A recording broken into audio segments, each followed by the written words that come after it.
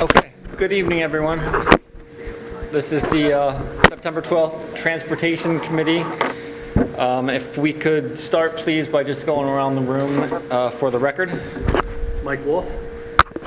Lawrence Small. Jim Harris. Jeff Belford. Wayne Klein. Steve Rhodes. Sally Rhodes.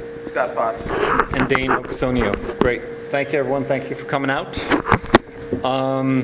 So we can get started here. I think everybody has an agenda. The first item on the agenda, everyone can see there, is just to talk about any busing issues that we think exist at this point, and so we can discuss, make sure everybody knows what the issues are and perhaps talk about some possible solutions. So if anybody has anything to throw out there, I would appreciate it. Well, one thing that's been a concern to us is understandable at the beginning of the school year, but there have been numerous cases where we're turned around to get students that miss the bus, whether it be in the morning at their house or in the afternoon at the school, when it's past their time. And the first week or so, it's one thing, but it shouldn't continue in our opinion. That should not be happening. On day one, he said that they'll come back. The child missed the bus. Small, yeah, she may miss the bus. I just want to get a closer look at the athletics. I'm with you. Right, so who's authorizing it? Well, I've been also saying, but sometimes I ask, the secretaries are asking, can the bus come back if they close by? No, the bus have to stay on the route. And that's why we give the time, that range, that 10, 15-minute window. They need to be at the stop during that time. Because when a bus turns around, it takes them off route, it throws them off schedule, and it throws everything out of whack. We have to train, we're not Uber. Why would there be a turnaround in the afternoon to return to the building to pick? yeah. There's kids who go back to the building every day, Is it Amity? and Monocacy. Well, it's probably mainly going to be Monocacy because of the age requirement that a parent has to be at the stop. Basically, everybody in Monocacy has to have someone at the stop. Right. That's true, right? Yeah, but what we're talking about is sometimes when they leave the school. Right. 5 minutes after we leave the school, oh, hey, there's still one student here. It's happened at all three buildings. Right. That's a good 5 minutes in mind. We call you right away. If they're like up to the admin building, then we'll try and get them to loop back. If they're past that, we're not even trying. I mean, It might have been the first day or two when Steve was Yeah, there. I don't have notes of which school it was and what day and so forth, but I know it's been all three schools, and some of them have been pretty far away from the school Well, already. we're down to about one kid a day missing the bus now in the last week. Now, that's just not paying attention. Yeah, and At that age, Yeah. in my mind, there's no excuse. Where are they? Yeah, I mean- They not at their, Oh, with their group? believe it or not, Warren, most of them are sitting at their bus table in the cafeteria talking. Yeah. So they're sitting right there. And their wave of buses is already gone, and then they'll come up and ask me if I've called that number. now, obviously we've been asking, right? It sounds like we've been asking the buses to go back. Do we have a feeling about whose responsibility it should be? I mean, like, No, when the bus, okay, let's talk AM. If a child misses the bus, right. they miss the bus, you can't turn it around. And that was ruled from day one, really. Now, being nice, the first couple of days, maybe, but the buses cannot turn around because it throws everything else off. And then we're training those parents Right. that if they miss it, Enabling. right, Right. then we'll come back and help. I totally agree with Yeah, that. that was a no-go from day one. The PM, that's on the schools. They have to make sure that the students are corralled in the right location, in their right seats for dismissal, and they're little social, especially in his building, they're little social butterflies once Right, they get out right. in that area. So that's false to the principals that the staff that they assign to do dismissal. I think for the first 2 weeks, we were tweaking some times more later than earlier, I think. And we're pretty good now. We got a lot of times pushed back, and they're pretty well set now. So there really shouldn't be any excuses to miss the bus in the morning. It's not happening at the middle school? I wouldn't say that. Okay, that's what I'm trying to figure out, like, at what age do the kids get, you know what I mean? Do we get to the point There's been a couple where instances with the middle school. there has been? Now, isn't it in the AM or PM? PM. Yeah, because they're social. Right. Once the kids get out, they like to congregate and be social. Sure. So that has But to. in So- turn, if we gotta go back, it makes everybody late. Yeah. Understood. So, but are we, I just want to make sure that you guys on the board, do you agree with Jim that in the morning? I do. That in the morning, if the kids miss the bus, that's on the parents. I don't, unless the bus is, except the instance where the bus is a half hour early or a half hour late, right? If the bus is outside the window, then it's a different story, right? Then that's on us. The bus won't be that. I understand that. But you know what I'm saying? If for whatever reason that were the case, that would be on us. But beyond that, And in schools, if the kids are called to an area, cafeteria, and then they just don't go, trust me, you call a parent and say, come pick up little Jimmy, because little Jimmy was talking to Debbie. From now on, that ride home will not be pleasant for little Jimmy, because the parent had to leave work or do whatever they were doing to pick him or her up. They will correct that behavior. Trust me, that child will not miss that bus anymore. that's why I'm asking. Like in the morning, I think we're in agreement, right? If they miss the bus, it's the parents' It should be the parents' responsibility to get them to school or whatever, or the kid stays home, like whatever the case may be. But the in the afternoon, The afternoons, when I did it, and I did with him when he did, you do 2 or 3 calls, all call, this is last call, moving out. And if the kids still don't want to go, yeah. then you bring them to the office, you call the parent and say, look, your child refused to get on the bus, your child was fooling around, missed the bus, you give them a detention or something, and you call the parent and come pick them up. Okay, and are you guys in agreement with that? In my opinion, too, we shouldn't be looping. The only situation that the kids should be going back to the school, the drivers should be going back to the schools, is when there's no one for them to drop the kids off with, and then they have no choice but to bring them back, right? So that should only be happening at MEC, except for the few second graders that you have, right?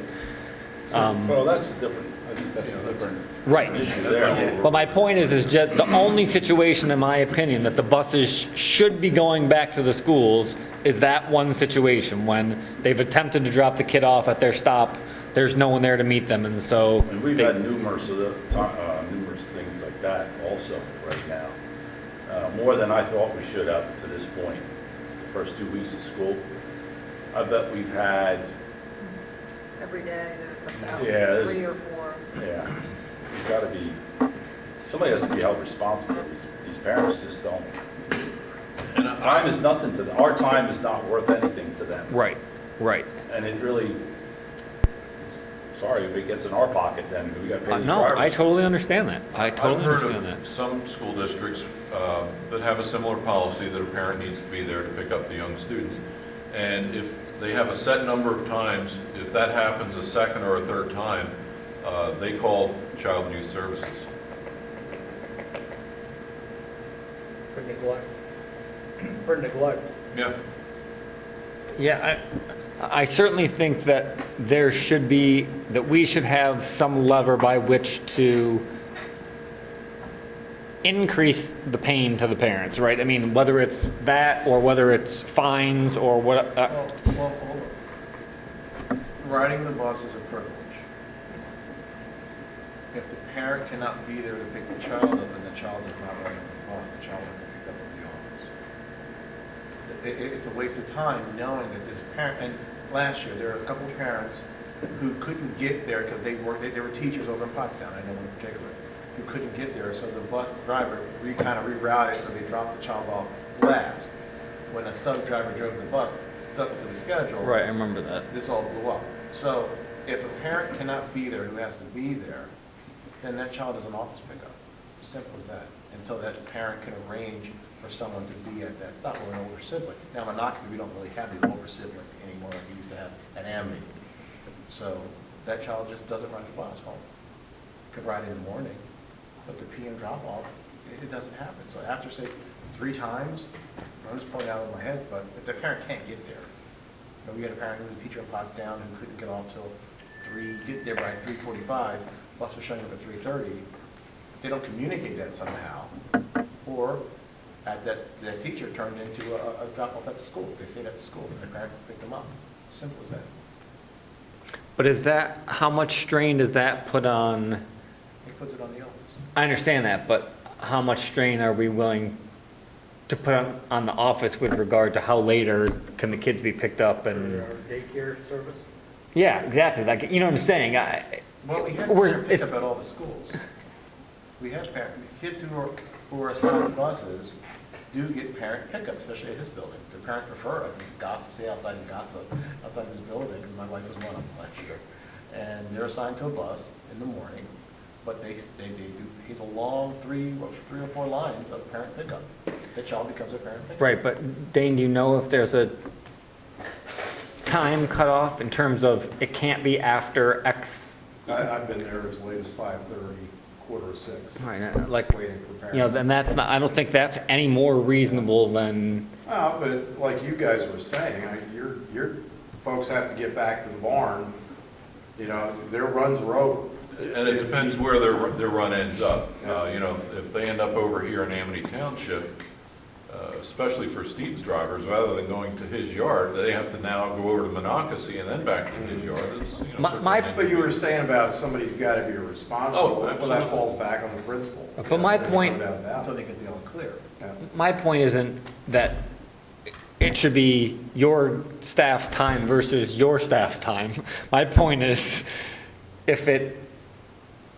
there shouldn't be, okay, as a one-time thing, if you can't get there until 5:30, that's one thing, right? But if a parent says, I can't be home for you to drop my kid off at whatever their designated drop-off time is, and I can't be available until 5:30, that's absurd, right? Like, I don't want somebody staying in the office until 5:30 every day to like you said, like Lauren called it, babysitting an individual for free, right? Then that family needs to arrange some sort of childcare services where the kid goes there until they can get there. Like, we are not a childcare service, right? The BCIU? Right, and do you guys agree with me? Am I being, I mean, if it becomes habitual, then Yeah, I mean, that's it's just- something that, We had, busing protocol's been around for years. It's been set, it's wrote in stone. They get a letter, you know when you get picked up, you know when you get dropped off. And we talked about this for years. And if the parent isn't there, and after a while, I thought we had a cutoff, then they need to make other arrangements. You could beat the bush all day long, but at least if they're back at the office, then we have some recourse to go after them. And then after 2-3 times, then they're gonna, hey, here's See, that's where Douglasville CYS daycare, would come in. you know? I don't know that I would do that if they're not at the stop, but if they're coming back to me because they're not at the stop, Right, well, now I'm directly involved. right. 2-3 times that, CYS is getting. Sure, I mean, it can happen, Yeah. but when it's But if it's repeated, habitual, I think it would be a little hazy for the driver and for you guys to be telling oh, yeah, it us. should that come from the school. Coming back to Right. us, now it's a different Definitely. story. okay, I think I agree that it shouldn't be your responsibility. I don't think it should be your responsibility either, but if I have, right now, short term, if I have to pick or choose, right, it's not you guys, it's take them back to the school. It's always the school. Yeah. Right. We're in possession of the school. Right. I've been in buildings until 7 o'clock, honestly. So, and this is not unique to us. But what happens is, parents know what time they have to be there. There's a grandparent, a sibling, someone's gonna meet them there, or an alternative slot for a babysitter. If a parent is delayed, or someone gets hurt and they can't. Yeah, that's different. They call the school generally, there's some relationship building that happens. However, if a parent is struggling to get to the stop at a certain time, that PM runs you to stop to pick them up at the school. And then if they're there at 5:30, 6 o'clock, a conversation happens with the principal and they work something out. That's what happens. Okay, and I'm fine with that. I just am trying to, decrease the burden on your end as well. Obviously, that's yours. They stay until the all clear occurs. Okay, so do we, as far as a policy goes with regard to at what point you stop even trying to drop them off, right? They just become, It's really the driver. If the driver sees a parent racing up the street, "Please stop, I'm so sorry, it's that relationship too. When the parent goes to the driver, I'm so sorry, I'm late, this won't happen again, the driver goes, okay, and it'll keep doing it. The next day it doesn't occur, the next day it doesn't occur. It's that communication, since they also have to be at the stop, you get to know the people too. So you kind of know who's for BS and who isn't. So they use their judgment and say, you know what, this parent is never here. I talked to him a number of times. That's when the principal makes a call home. Hey, I got a call from transportation. You're not at the stop. Your child will return X number of times. Your child has to be a pickup because the driver can't do it since you're not at the stop. The rule is you have to be at the stop. And then that parent goes, okay, well, what's my time to be at the school? And there's a longer window to be at the school. Right, I I just want to make sure that you guys are on the same page with regard to how many times that should be, right? In that each of you doesn't think the other group is going to handle it, and then it drags on longer than really either side is comfortable with. Does that make sense? But it's really the driver judgment. If the driver says, you know, this person's okay, they're struggling, they're trying, I can work with them, but if that person's just not there, no call, no show, then that child, maybe for a time, will be a parent pickup until that parent can get their act together and be there at their time. So what they try to do is tell the driver, okay, your drop-off time is 3:45, can you get here at 3:50? And then the driver, always trying to be customer service friendly, sometimes will try to drive around a little bit, take their child off, and that's when the routing problem occurs, because a sub will be on the route, not knowing that arrangement was made. Yeah, that can't Well, I happen, think in right? that case, then the run has to be changed. Right. And that has to be more permanent, and that way if the sub gets on. Right, On the run. he or she does It this. happens, Bus and run, it's not an then it issue. becomes a taxi service or something. you know. Yeah, I'm not, Allowed to do that. yeah, I appreciate that you're trying to be customer centric, but I think that in my opinion, you're taking we're going beyond what I'm comfortable with. Does that, We're a transportation company now. right? I'm just saying what happens. I mean, them we're putting the driver into a bad spot. If the parent goes, I just need 5 more minutes. It's hard to be out there talking to a parent who's you have sympathy or empathy for, and you're trying to be friendly to that parent. So once again, but it's their call. But here's the thing. If I'm the parent, I'm a pretty reliable guy. If I come to you and say I need 5 minutes, if I'm cutting things that close, it means that if anything goes wrong in my day, right, now I don't just need 5 minutes. On the days where anything goes wrong, I'm going to be late. So I'm not sure that I'm comfortable with the I just need 5 minute argument, because I don't think you can predict how your day is going to go down to that level of detail. Does that make sense to everybody? I just think you're asking for trouble if you do that. Yeah, I think most of the drivers, most of the time, will try to accommodate. If it's simple to go around the block or swing back past there after they've dropped all the other students off, they'll try to do that. It's the ones, and it's too early in the season to say that it's happened this year.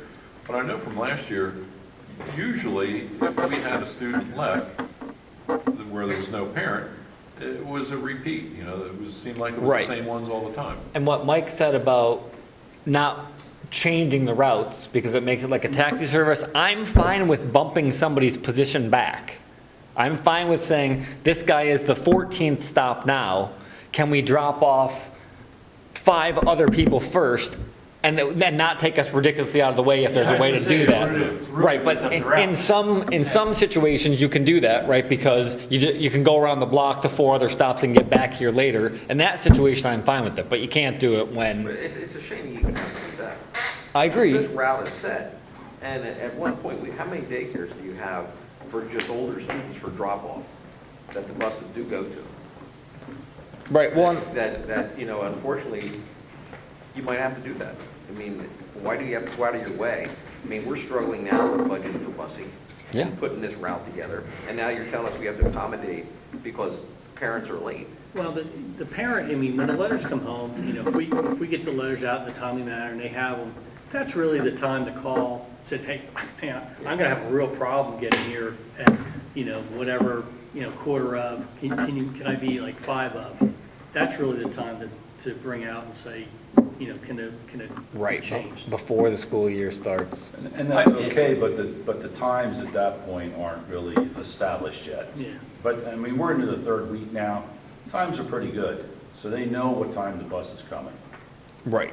You know, they. Right, they're- within 5 minutes or whatever, yeah, And they, maybe the answer is, sorry, that's, you know, the bus is going from point A to point B to point C, and it's going in a straight line. It's not going to come back, and, you know, it can't be reversed. So maybe you want to make alternate arrangements since you. yeah, I mean, that's the way, that would be my preference, would be, would to play that way. But obviously, there's more people involved than me. And similarly, Dane, you know, for instance, how many times should a kid be able to miss the bus in the school, right? Where at dismissal time, before we say, your kid's missing the bus too much, as Jim said, you just have to come and get him. Well, it's easy, I'll just give them after-school detention. And they have to get them anyway. That's, If they miss the bus, they have to get them anyway, so it doesn't. Right, but if they miss it a certain number of times, once again, I think at some point you just say, you warn them, right? Yeah, your kid's missed the bus twice. If he misses the bus twice more, he can't ride the bus anymore. End of story. I don't think, third time you know what I mean? That sort. Now you would give them advance notice of that, right? But you tell, because we can't have the same. We understand that occasionally kids are going to miss the bus because they're distracted, whatever, right? But you can't have the same kids missing the bus with any frequency, or else. And like you said, especially if somehow the burden ends up on us, the parents don't even have any incentive to try and fix it. We end up solving the problem, or largely solving the problem. If we stay until they're available, which is 6 o'clock, we've inconvenienced ourselves far more than we've inconvenienced them. So, Dave, would you prefer if we were to take kids to the BCIU, if we were to arrange that, and the parents had to pick them up? Wow. It's pretty far. right, which I sort of like, in the sense that, once again, it puts the ownership on the parents, so they have the conversation with the kid. Don't let this happen again, because I don't want to have to drive there and get you. Oh, I mean in Monocacy. Yeah. I know. Say not out, yeah. not No, I out mean towards in there. Monocacy. Oh, okay. Yeah. Yeah, no, I understand that. I thought But, you were talking all the way to the IU. Oh, yeah. oh, That's yeah, not crazy though. Reading takes theirs to children and youth. Wilson takes theirs to children and youth. I don't think it's crazy at all. In fact, I sort of like the idea of having a central repository where, because it reduces the building, it reduces the needs on the individual building staff, and the IU's already got people there for the child care, right? So if you miss your bus and you get dumped in the child care pool, there's already people there watching kids, right? So it doesn't obligate your staff. But we would bus them from Amity to Monocacy. Yeah, instead of taking them back to Amity, But we could technically pass their house on the way there. I'm not. You're right, but I think you're missing the point. Take them to Monocacy. You're right, but I think you're missing the point, which is ultimately at the point at which the kid has missed the bus, it shouldn't be our responsibility to fix the problem. It should be the parent's responsibility So to do fix the they problem. get charged for? For the child care, in my opinion, yes. And that's, once again, you're incentivizing That would stop. everyone. Does that include the transportation costs that we incur to take the student over there? That would that be? It wouldn't be materially different than the extra transportation costs that you're taking now, right? And if it was an active disincentive, it would probably help in the long term. Well, we're the ones that incur the additional expense. No, Driving That's the why. bus. That's what I mean. It's money to the bus. The parent's gonna call the school, so it's better off leaving the child at the school. right. I'm saying that if it actually worked as a disincentive, it might more than balance out in your favor in the long run, right? If Not really, because the kids will be playing the games over the IU. He'll be sitting in his office crying. Really, I mean, Maybe you can that's start an there. I haven't cried program. for quite a while. It's an after-school program at the IU, where Dave's they play daycare. games and activities. In his office, they'll be Yeah, fine. that part's fun, but when the parent gets there and has to pay $12 to pick you up because you missed school, and it happens I kind of like that. for the third time in 2 weeks, I think the long-term implications of how much fun they're having, it might Mr. change Miller the made you balance run in a here. Speedo. Maybe that could be like a second phase, you know? Yeah. First, Progressive punishment. second, third time they come back to the school, and if it Parents can't becomes do a that. habit, then they go to the IU. Because I know at parent pickup, there's at least, I mean, I know my daughter, only 6 people can pick her up. You know, parents can't make it, they have a network of people who they call, neighbors, whatever, to pick your children up, and they go with them. So you're not always picked up by your parent, or your pickup, you're picked up by a parent or someone. I mean, I would get there, and my child's already signed out, like, who has my daughter? Oh, my friend, and they're out there playing. So, you know, if someone doesn't show up at parent pickup, have you had that? Multiple words, repeat. Yeah, late. Yeah, I think we're talking about something that doesn't really happen that often. I mean, I'm not talking about that, I'm talking about the kids who miss the bus. Who missed the bus, then a call goes home, you need to come pick your child up.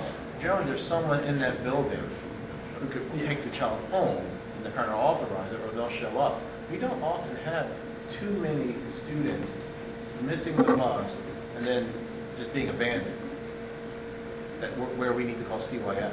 Right, right. We don't often have that. Because that parent pickup, there's a list of parents who are eligible to pick that child up. And even if they're not relatives, they're friends of the parent. And if the child misses the bus, a call immediately goes Yeah, out and someone goes to pick the child up. I So we don't understand what really you're have saying. that late, abandoned, bring them pudding because the child's sitting here all day long. We don't really have that. Like other places that I work. Right, right. We just don't have that. All right, so it's clearly an issue. We all know that. It's not clear to me what the next step should be. Let me interject here just a second. Yeah, John. There's a survey that went out to all of the school districts in September, to all the transportation departments and all of the contractors in September about this exact issue. And I think September 29th is the next meeting of all the transportation people.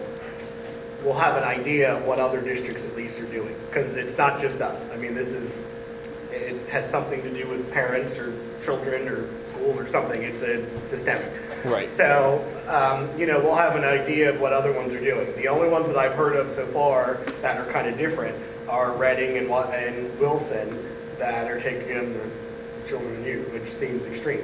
I think mostly everybody else, unfortunately, is struggling just like we are with what to do with them. So maybe at our next meeting, They take them to youth services? Yeah, it's child abandonment. Yep. But you try to work with the parent.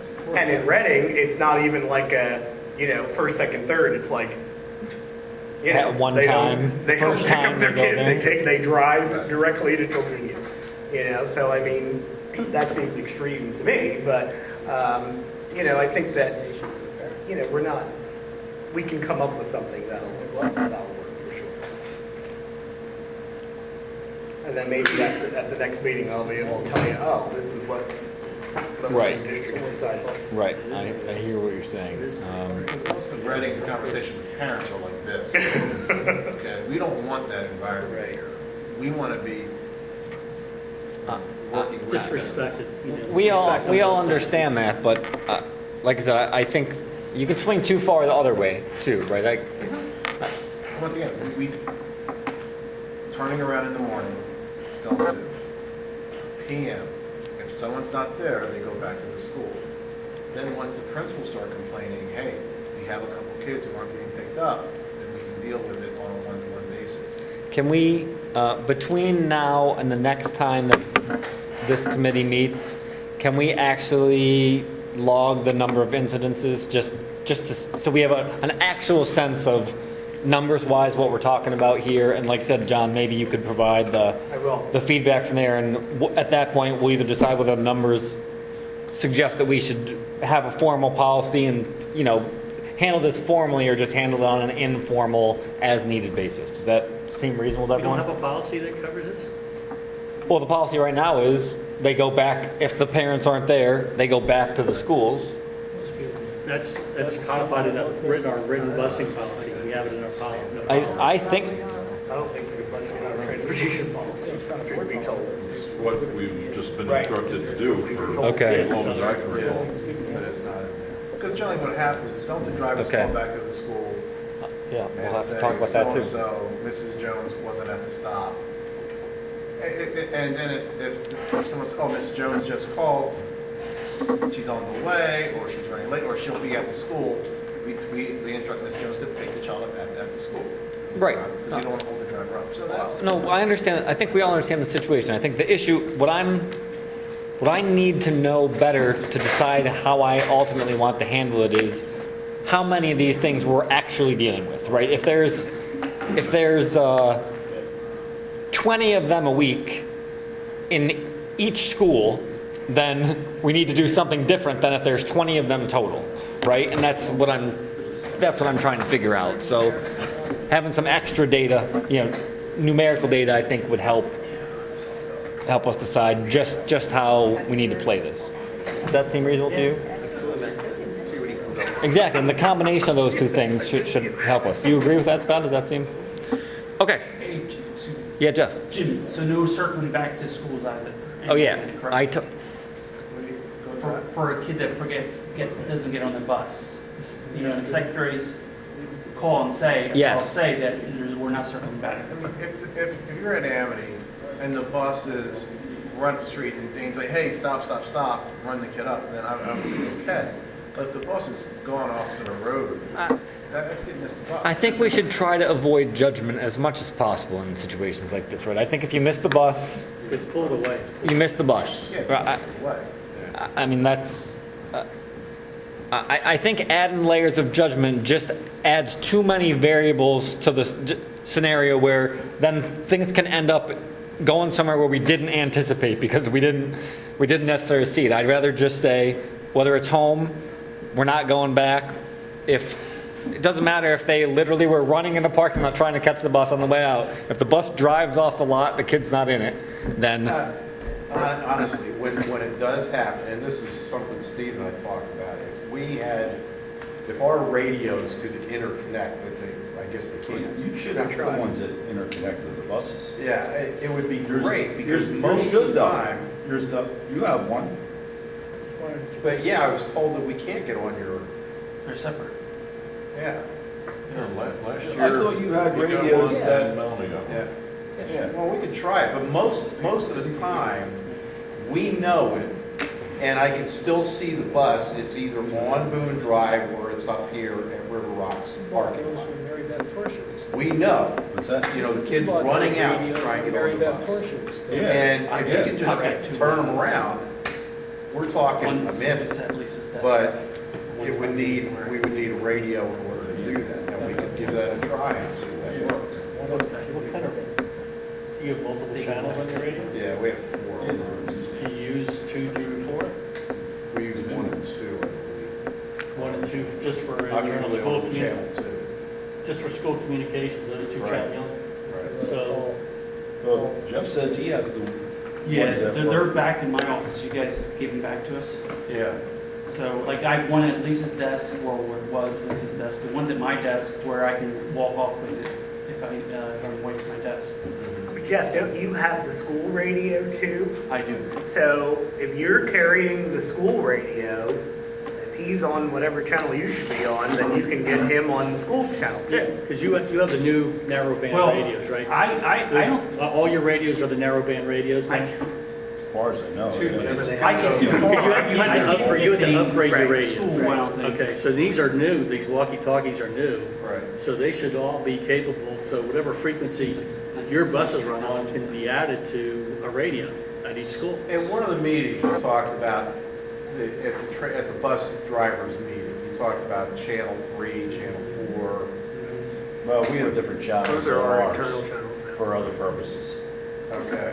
But as far as Danny Boone's concerned, it's channel Well, Klein's is one, and his one is my two, so we all talk together.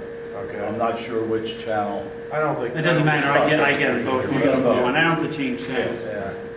I was gonna say I could get Wayne or somebody when they're driving to just give it a try real quick as it's pulling out. I don't think we're on the same frequencies. I really don't. My, No, they're different.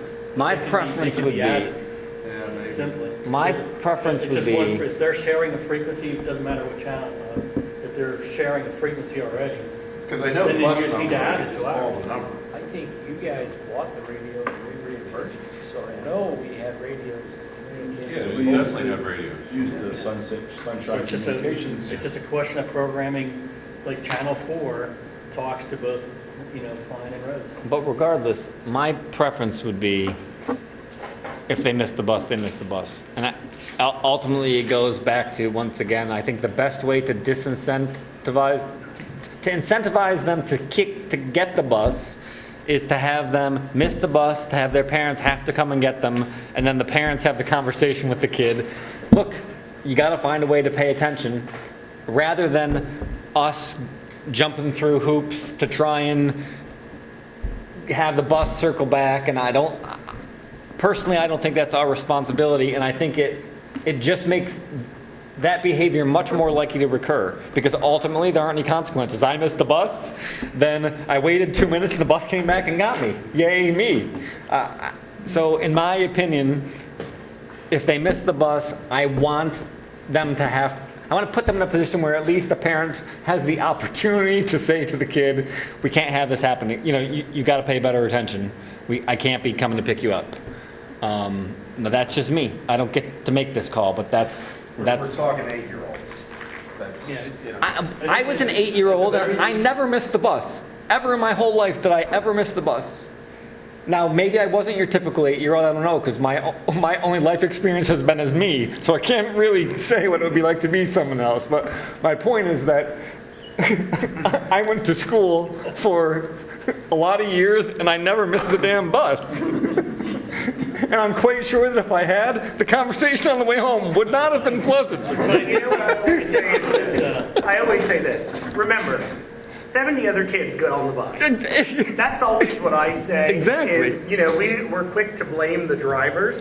The driver had to at least get to most of those stops on time, and 70 other kids got on the bus. So, I have a hard time blaming the drivers, especially when I went out and drove a run today, and I can tell you I got every one of those stops on time, that it's a driver issue if a kid doesn't get the bus. It's usually a kid issue, I think. Right. Or I don't parent think anybody's issue. blaming the drivers. Right. I mean, I don't think anybody's saying that. It's, the kid's not paying attention. Right. That's what it I think is. at the very least, you should have a common channel Yeah. on the radios you carry. Yeah. So that if you're in the cafeteria, you're looking out, the bus door is still open, and kids are getting in, hey, bus, whatever, just hold on a second, I have another one coming. So I don't know if Dave wants all that bus chatter on his one, he needs to communicate within his own school. See, and I have a person who is at the end of the bus line. So if we have to hold somebody, we do that. If, I'm just going to blunt about it, if the kid's ready to soil his pants, we're going to hold the bus for a minute so the kid can run in to go to the bathroom. That's typically what you're going to have happen. And it happens like once a week.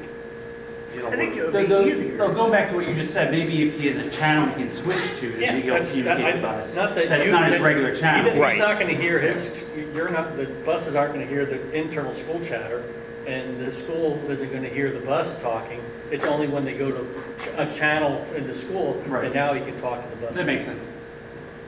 And it's simple, it's programming. All right, so once again, I think some things should be codified, right? I think I don't know what's in the transportation policies, and I'm going to have to take a look at them and talk to the guy who handles the policy committee. But I think there are some things that probably should be codified, including the buses don't go back. So my point is, we'll talk about this a little more, and we'll recommend some things to the full board, and then the board's gonna have to make the changes in the policies, and then we'll implement them at whatever point that stuff happens. It could be it also could be an administrative guideline, where it's how the administration handles, it's not really a board level Yep, policy. that's You true. just handle it that way. Yep. So, And then they can write it themselves where it makes sense. okay. Other issues? We had an issue, and Jeff was involved in it the other day, and Jeff tried to correct it, but he kind of got overruled. Over at the high school, a walker was put on a bus, brought a note out that they could go home on the bus. And Jeff said, no, that kid's a walker, he's not getting on the bus. And there was, I don't know who it was, an assistant principal was out. It was Megan. So I Said, was there. it's okay. So we got overruled. What, is that gonna, it only happened once. Right, Moving right. forward, what, is that something we're gonna allow? I mean, Jeff, he tried to nix it, and he got overruled. We had this last year, I remember. No. And we had a process. The process was if there, well, we did know onesies, twosies, it would have to be for a full week. And the person would have to come in either the day before or that morning and give it to the principal or someone, or the secretary. And then they would call, let transportation know. It wasn't just, I have a note, let me get on the bus. That's what we did last year. All right, but But this was a walker. this is a walker. Not Yeah, assigned so- to any bus. And so was that child probably going home with someone else? Yeah, they're going home with a friend. So once again, we had it worked out last year where that person would go to the office in the morning, let the secretary or principal know, and then they contacted transportation, and that updated somehow just for that one time. So walkers will be allowed then. Even if they are a walker, they'll still be allowed to go on the bus with the. But that's what we did last year. If something happened where the child had to go home with someone else because of whatever reason, they came in the morning, gave the note, secretary called, I guess Ron or someone, All right, and then it was permitted that one time because something happened. I'm trying to, We're busted. I want to make sure that I'm following here, so give me 1 second, Jim. Okay, so I understand that's a walker, I understand they asked to be on the bus. My understanding is that the current policy is any sort of routing change, what this would essentially be, in my opinion, right? Even though it doesn't change the stop, right? But it's somebody going to a stop that they usually don't go to. That there's a 3-day, Not for that. No, not that. This is me and your buddies. You live across the street.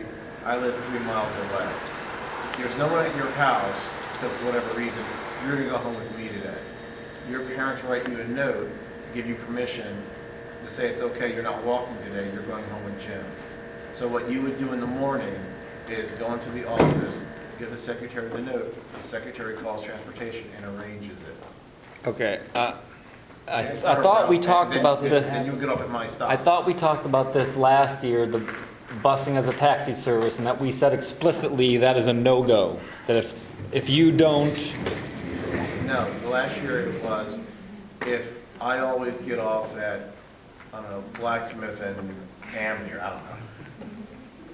For 2 days, I need that change to get on a different bus to go somewhere else. yeah, I remember that. That was a no, unless it was for If they're a a week. walker, they're a walker.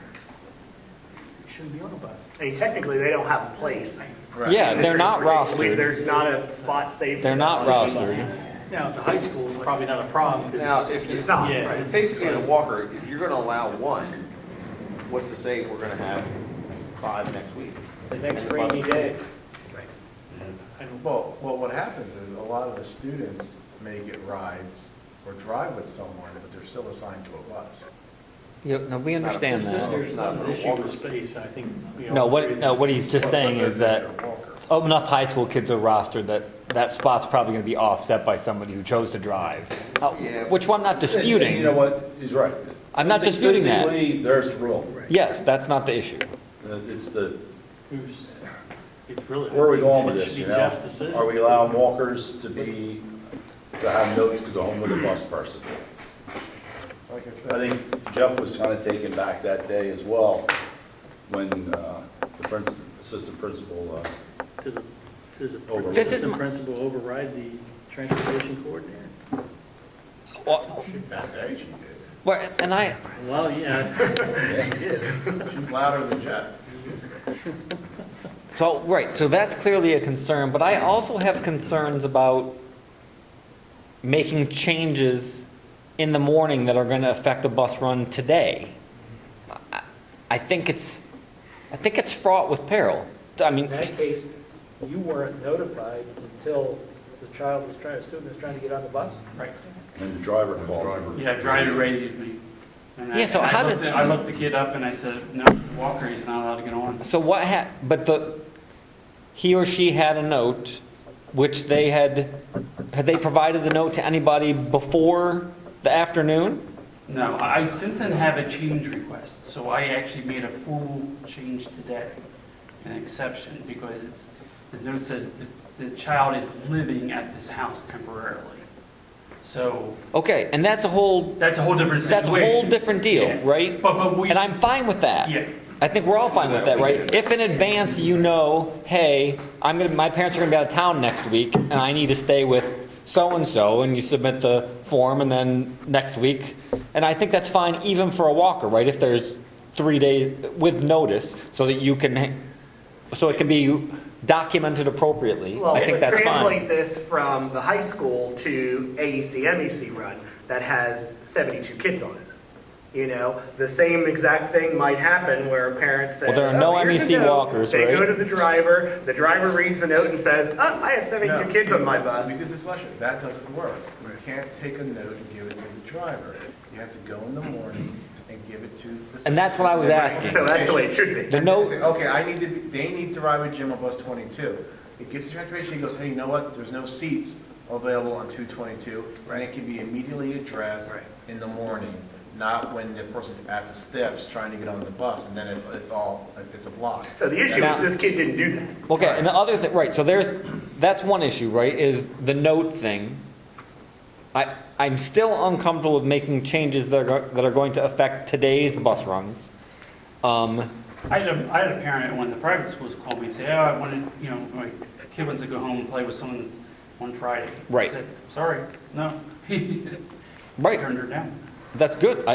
In my opinion, that's what you should be doing, because we aren't a taxi service, and if they want to arrange that, that's fine. Like, if they want to arrange transportation, I'm fine with that. But people don't understand how complicated it is for us to do those sorts of things. So my question is this. So right now, we're saying maybe the policy is if they deliver the note in the morning, so stuff can be arranged in the morning, quote, ahead of time, unquote. But I think the note thing's dangerous too.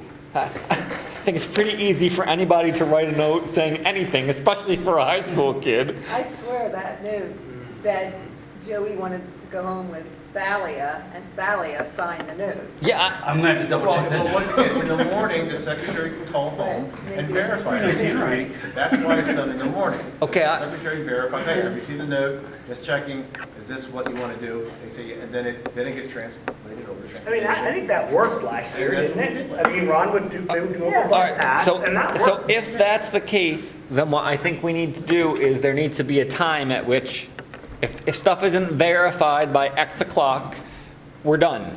And the kid gets notified, we couldn't get this arranged, right? So you can't, if we're going to do this, which I still, in my opinion, is still questionable, but if it worked and everyone's fine with it, if we can do it that way, then it needs to be note in the morning, call, verify that the kids are supposed to go where they say they are supposed to go, right? And then if it gets signed off on by 10 o'clock, it's fine. But if we can't get it arranged by 10 o'clock, then we can't do it. Something like that. I arbitrarily chose. What about with walkers? Walkers are out, are they going to be included? And there can only be one transportation coordinator. Can't have 6 individual transportation coordinators, one for each building. It can't be. Yeah. He's responsible for it. He's Yeah, responsible that's my for other it. issue. I don't think the. We already That- have that that's- procedure. They have to have kids in every building are supposed to have the note handed into the office for attendance. So whichever time, let's say the high school's official attendance is 10:30, I forget what it is, but let's say it's 10:30. That note has to be in their possession in the office Okay, but- by 10:30. So here's my concern, and this is basically what Mike was just saying. Jeff's the transportation coordinator, not the secretaries at any of the schools. So I'm concerned about having a note come to you so that we can ask him to go and do something. If you have a kid, and I don't mean you specifically, if there's a kid in your building who wants to do something unusual today, then the parents need to send an email to Jeff the day before and say tomorrow or in the morning, right, tonight, or first thing in the morning at 6 a.m. and give Jeff time to read the email in the morning, call and verify that it's legit, because once again, anybody can send an email addressing it from anyone, and then, but Jeff needs to be the guy to sign off. And I'm afraid that if we put in notes going to the schools, adding in extra hands and handoffs and whatever, it just needlessly complicates. And I don't mean it needs to be you. If you had support, it could be someone for support. It could be Lisa if she was pitching in. You know what I'm saying? We just talked about if a parent's not at a stop. If a parent has some emergency that's come up and they're sending a note in with their kid before attendance, if we're not going to permit that, we're just right back to the same problem again, because the kid has no place to go. We're not permitting it. My concern is the potential for abuse by kids who are industrious enough to use it to their advantage. That's going to be at the high school, that's it. I don't think. I agree with that. Right enough to- Middle school maybe too, but Yeah. I agree with you that in elementary school, it's not likely to occur, but it doesn't change the fact that I think that the appropriate procedure is to contact Jeff Well, directly. Dana, I hate to argue with you, but I can tell you from being at the high school all those years, my secretary knew when a kid forged the note. And also the relationship with the families or with the schools, not with transportation. I know what you're saying, but transportation is then contacted, this is what we have, this is what's going on. Because I'm going to automatically call the principal or the counselor and let them know what's going on. And then they take it from there.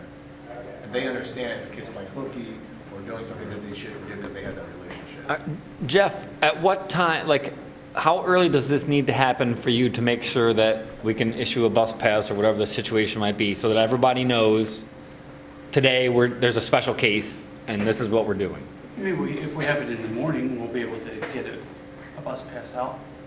Okay, so I'm asking you because you're going to be involved, right? Whether it starts with you or not, I'm asking you what time. Like I said, if there's verification involved, at what point, whether it starts with a note or whatever, how early do you need to be notified, and at what time does stuff need to get verified? I guess it also depends too on whether it's a kindergartner and if it's a morning run. And Yeah, as soon as the kids come in, after the kids come in and they send the note over, if we have it by 10, we've got plenty of time. okay, and that would be true even for a morning kindergartner who's being released. Well, for more, at midday one, that would be tight. Right. So that, but Yeah. we need to Yeah. account for that possibility too, right? Because none of the three parties, you, the bus driver, or Megan, should have been in that position, right? Whether we like how that played out or not, none of you should have been in a position where there was any sort of tug of war. It should have been either this is approved and it's going to happen and everybody knows, so there's no reason to argue about it, or it didn't happen, it's not approved, it's not happening. Kind of leads me to a question for you guys. I don't know if it really affects us or not, but we had another issue today with where does Jeff fit in the hierarchy? We were like, all right, well, we have to send discipline referrals, right? Is he handling discipline referrals? Are the building principals handling discipline referrals? Now, we've figured that out since then, but my question was, all right, so is Jeff going to be the one deciding, that kids are kicked off the bus, that kind of stuff? I don't know if any of that was decided. Yeah. I think that's a I think he should know that something, an incident happened, but the administrator should make that decision, I would think. That's what I would think too. And then you notify, hey, this kid can't go. Is that right? Yes, that's the administrative cert. We were told that Jeff is Jim's boss. He's married, he already has one. Yeah, so when the write-ups come in, that they should go to Jeff, that he gives them to the principals. Are you okay with that? Yeah, and I mentioned to them today, like if it's a Daniel Boone one, send it to the principal and copy me, so we're both receiving it at the same time. Okay, and does that seem reasonable to you guys? Okay. All right, so to double, And then what Phil, for example, has been doing it at the middle school, he's been writing on it what the disciplinary action it was, and has been sending it back to me. So I see He what, administered the discipline. yeah, that he administered, and which has been good, because I've been seeing what he's been doing with each example, each I had each to give the case. students. And I actually been kind Prior of, districts. Yep. Or you guys then? We got to give them to the driver. Oh, okay. You know, so. I've been happy with what he's been doing. Okay. With that. He was I don't know if you guys- You're getting copied on it. Yep. Right. So we have the right. I haven't. okay, so I haven't had them, sir. going back to the same day change issue, are we okay with setting 10 o'clock as a deadline? There's probably not going to be a lot of morning kindergartners, right? I mean, like, it might occasionally be a stretch for you, but Sure. having a deadline is better than nothing, right? And there isn't a perfect one. So does 10 o'clock seem, okay, so if we Whatever seems to work. if we can't get it arranged at that point, so if a bus pass isn't issued by, I mean, do you need to issue it by then, or do you, that's my point, like, you need to be notified by a certain time, you know what I mean? Like, I'm trying to figure out, if a bus pass isn't issued by X time, it just can't happen. And then, do you guys follow what I'm saying? So is 10 o'clock too early to have the bus pass issued, or? I guess if I'm notified by 10, that's fine. Right, and that would give, right, so noon, if we say the bus pass isn't, what time do the kindergarten runs? Well, they start, 10:45. yeah, 10:45. 10:45, the morning kindergarten. All right, I would hope that that's not going to be a big problem. So if we can try and do that, that would be great. Then we avoid this situation. And to go back to the original question that you asked, in that case, if it can be arranged, if we can verify that there's space, if it's a walker, and we can verify that there's space, are we okay with that? Yeah. I think I'm okay with that. If it's a one-off thing, if it turns out that you're getting the same request from a walker over and over and over, then it's different. It's a different ball game, and hopefully we can monitor that to some extent. But if it's a one-off thing and it's a walker and there's space, I think that's okay. Are you guys okay with that? I mean, Yeah, whatever you say, we'll go with it. I understand, but if you're saying it presents a big problem for you, then I want to know that. I would like to think that it won't. Sit down and be quiet, we're good. Exactly. As long Exactly. as you don't get someone testing the waters, and then all of a sudden you find out you get 5, 6 requests. Right, and we'll, if it leads to a ton of these, then we'll reassess as well. Okay, so let us know that. Okay, so we got that, same day and walkers. Anything else?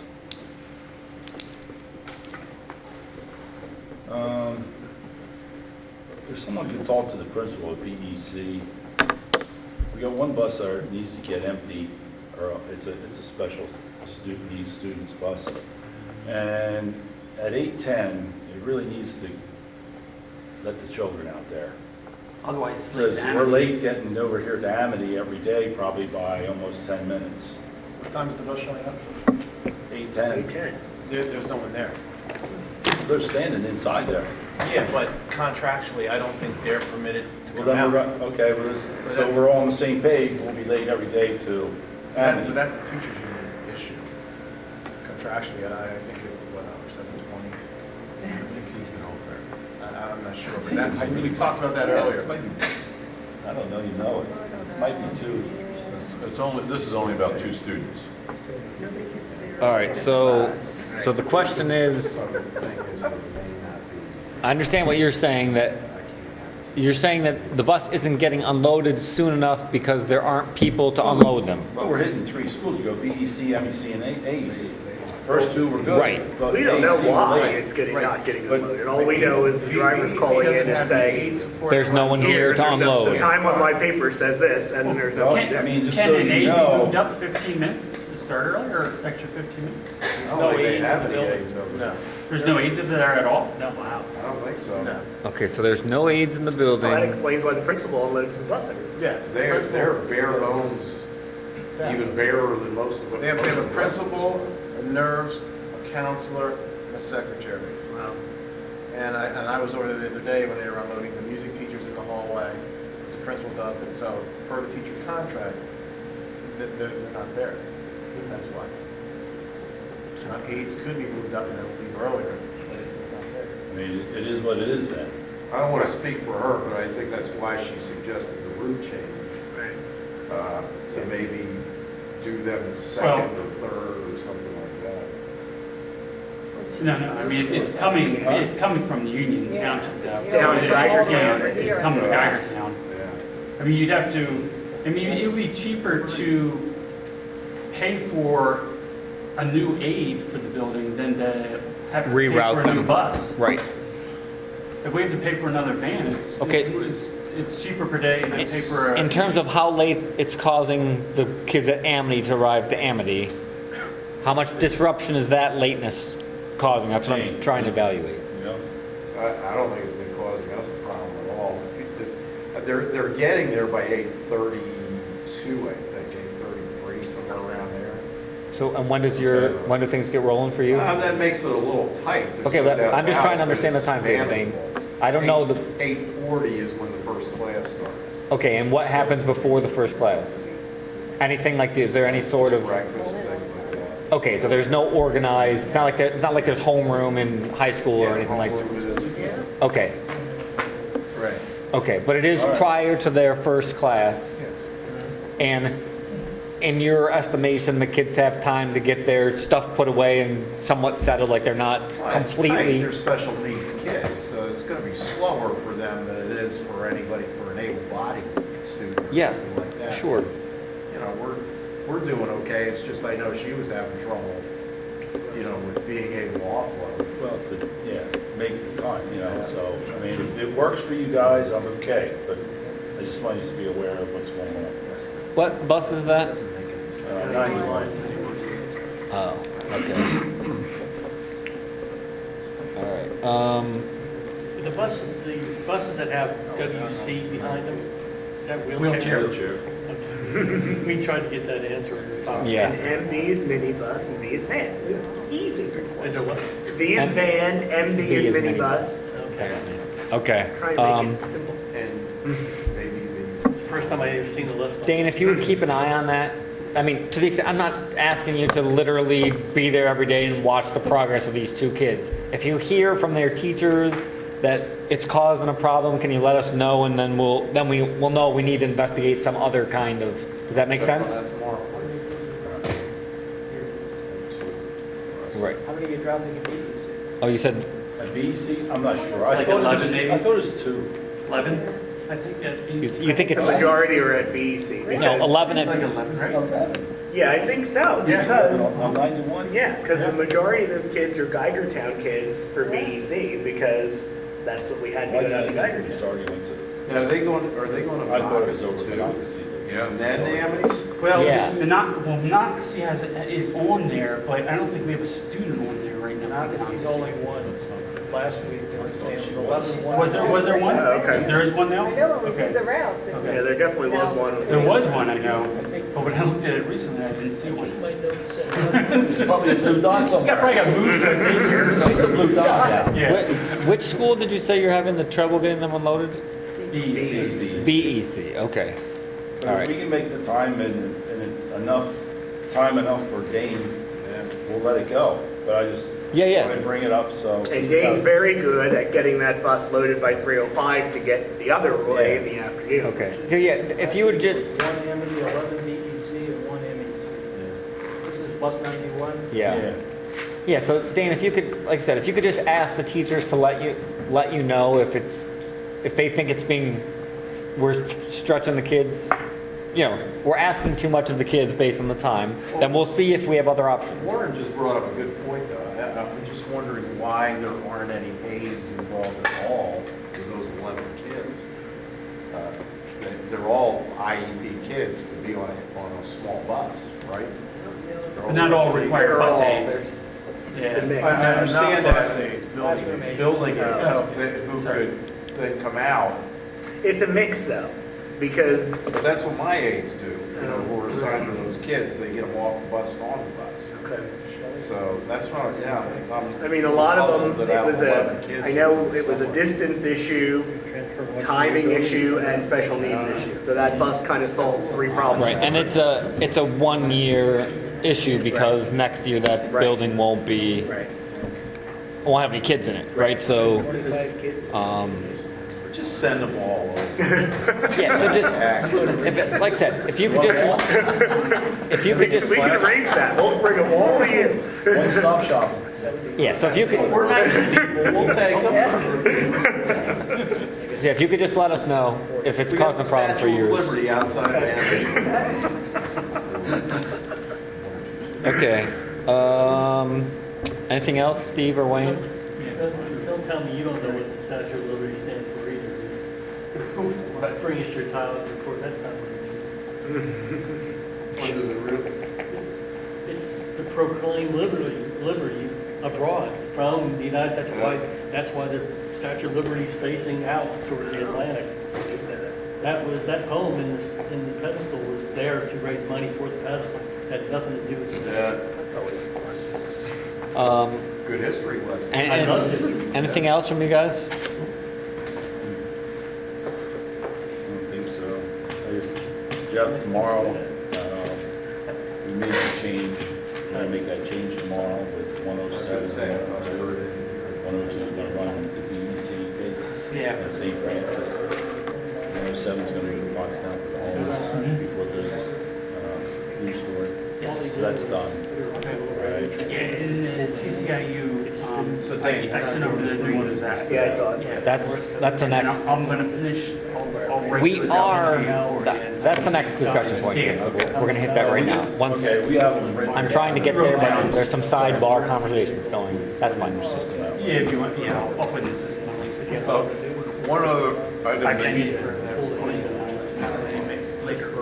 one other item that's on Yes, the Lane. agenda, the route length and bus crowding. Oh yeah, do me a favor, let's talk about number 2 first Okay, quickly. all right. And we'll get there, I promise.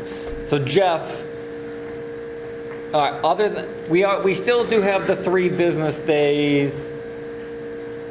We've got the special case. It's a little weird, right?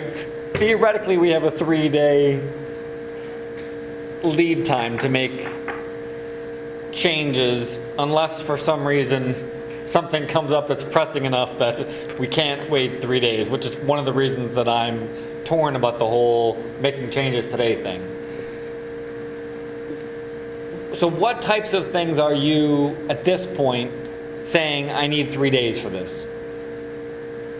Well, we were, in the beginning, we were inundated with so many change requests. Some of them we prioritized them to be like the daycare ones, the private babysitter ones, doing those first. And the ones where, like my bus stop, I want to see if my bus stop is a little bit closer. I have to walk 3 blocks. Right. Even though the school board says they can walk a mile and a half. Right. So those were taking longer just because we were doing the other ones. Yeah, first. of course. Yeah. Okay, but my point is, so for things that actually affect the bus routes, the routes themselves, as opposed to just this kid is going to a different house today. Yeah, if a school tells me we have a new kid, Yep. He's registered. Yep. That night I'll get the kid in eSchool. Okay. I mean, it will be eSchool will push the kid into TransFinder. Right. So then the next day, I can then go ahead and route them. And then what I'll do then is I'll let the parent know and school know, because what happens is, because we're pushing it out to the parent website, the parent's going to see it right away too. So we want to make Something to sure. remember. Yeah. That's a change. We might still have a 3-day policy, Yeah. but it really doesn't exist because the parents see the bus information 8 hours after he makes the change. Yeah, so it's every If they 8 log in. hours, If they log in. every 8 hours it's being pushed out. So I have to be careful to make sure I notify the bus companies of the change before like it gets pushed out and, the parents see that. Right, or has the opportunity. We had a situation the other day where I made a change for the parent and I said it'll be in effect tomorrow, and the kid gets on the wrong bus. Obviously, the parent texted the kid and told him to get on the new bus, and the father's like, "Oh, I have no idea," but we were trying to chase out on where the kid was. Right.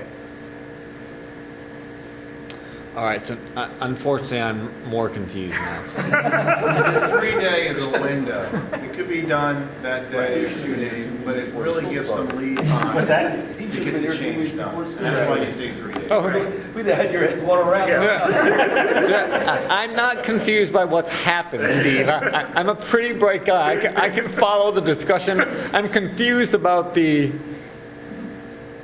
things aren't necessarily being handled how I thought they were being handled. I'm fine with that because I understand that sometimes stuff comes up, and I'm just trying to evaluate whether we put the 3-day lead time in for a reason, right? And the reason was trying to force things through really quickly is the most likely way to have significant breakdowns, right? So I'm a little concerned that if we're not sticking with that, we're just now opening ourselves up to making mistakes. When I receive the change and when I make the change, I need to make sure the contractors know to make it pretty much effective tomorrow. I get what you're saying. I get the reason that you're describing what you are. So if somebody submits a change request to you, you're not saying that you will handle it today. Not usually, but sometimes I can. Sometimes I I understand. right when I'm on the phone with them. You'll get to it when you get to it. Like you said. Do you understand what I'm struggling with? Well, I think the problem is that after it's done, this e-school is the problem. Like, as soon as it's done, they have it. So, I understand that. Now, one way around that, of course, is to say you log the change that needs to be made, and then you wait 3 days before you make the change, and then they don't get notified until you've made the change, which is 3 days after the call, right? I'm just saying there are ways to work around this if we think it's important. I'm trying to figure out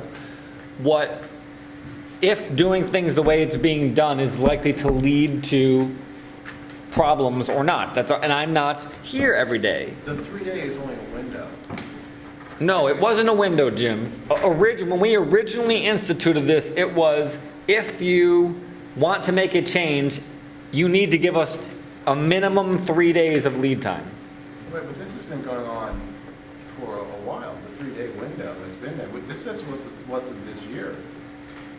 It's kind of always. It dates back to like 94, 95. Yeah. That's always, I just that's said it back when we publicly. used to do it with cards.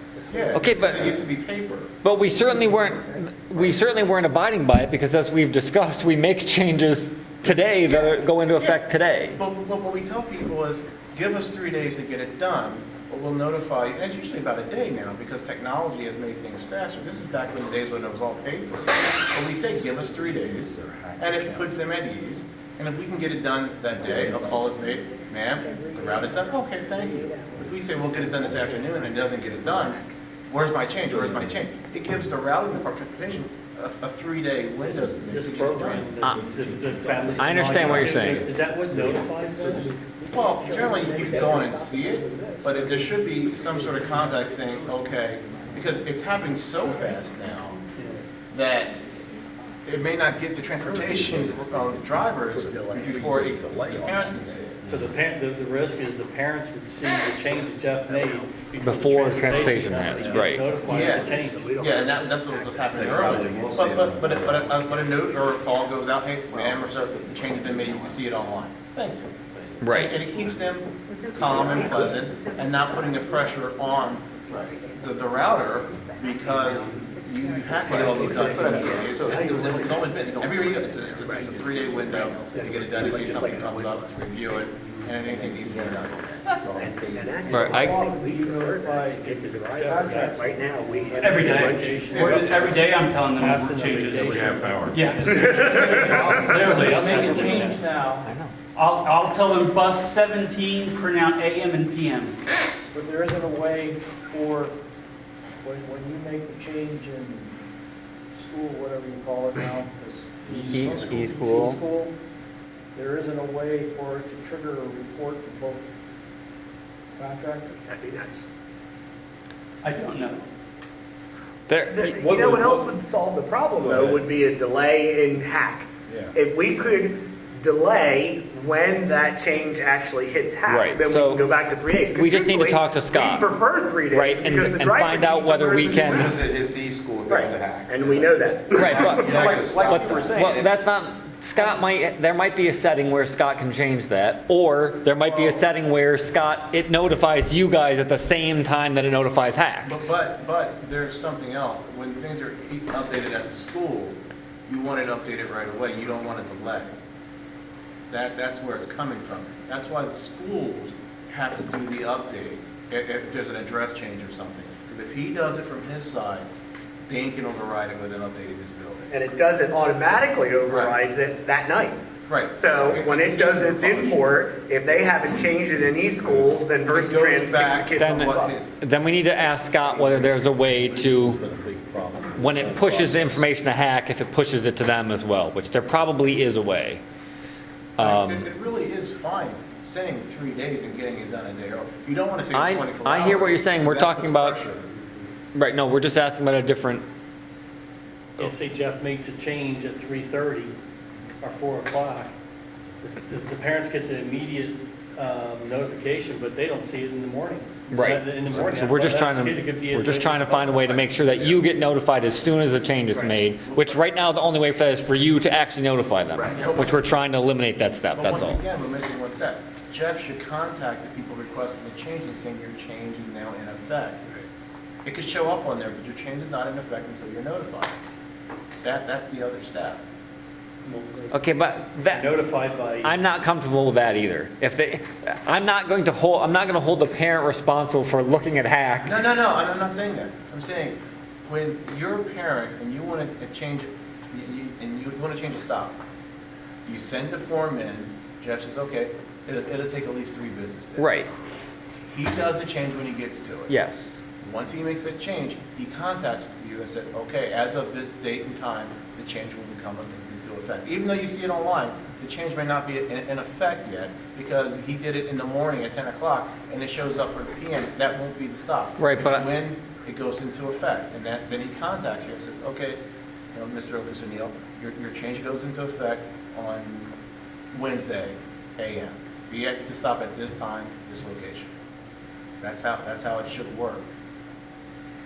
The, after you make a change like that, when do you notify the family? Oh, the family right away. Yeah, Okay. either by phone or So- by email. so my whichever point is- given. If we're immediately having that conversation that says, if you look in Hack now, it shows that the change is made, but the arrangements haven't been made yet, then I'm okay with that. As long as we have the disclaimer that the information that you see if you look in Hack today doesn't mean that the change is actually in effect. There's an automatic change, and then there's the manual notification. Right. Well, So, if that's the case, then Jeff, we have to write on the run sheet effective X date. Because when we hand that to the driver, we've already said to them, okay, go learn this because you have to do this tomorrow morning. Well, if You it's know? during business hours and I know that they're there, I'm not saying you can't do it all at the same time. I'm Yeah. just trying to Right. preclude the possibility that the two things are different and they happen to look in the system, see the different, see a change that hasn't actually truly been implemented from our standpoint because you guys haven't been notified. Yeah, Right? well, You decide to stay until 11 to catch up on work, and then you can't tell them, I've made this change, right? And then, Well, I'll tell them, and it's not effective tomorrow. It's effective Thursday or whatever. You know, I'll tell the parent that. right. But my point is just, if they happen to check, they Well, might be that's true. confused, and I'm just Yeah. trying to reduce the possibility of there being confusion Right. if the system is telling them a change has been made, but you guys aren't ready to make it, that's all. Am I making sense? No, So- I know what you're saying, yeah. So like I said, I think it's a suboptimal system. In a perfect world, it wouldn't show right until we were ready to implement it. But if we're adding that disclaimer It's the saying, hey, limitations of the software. exactly, then that's fine. If we're telling the parents a specific date. Exactly. then we should make sure that we're doing that date, I think. Don't you think that makes sense? Like if we're telling them this is gonna start Wednesday, then we shouldn't start tomorrow. Right. We should start Wednesday, you know? Yes, absolutely. I think that's Or tomorrow absolutely is true. Wednesday. Right, so if you don't get the chance to call them during business hours and set something up for tomorrow, you should say to both parties, right, this will be effective on Right. Friday, and then everybody knows it's effective on Friday, despite what they see. Have we had yet? Exactly this.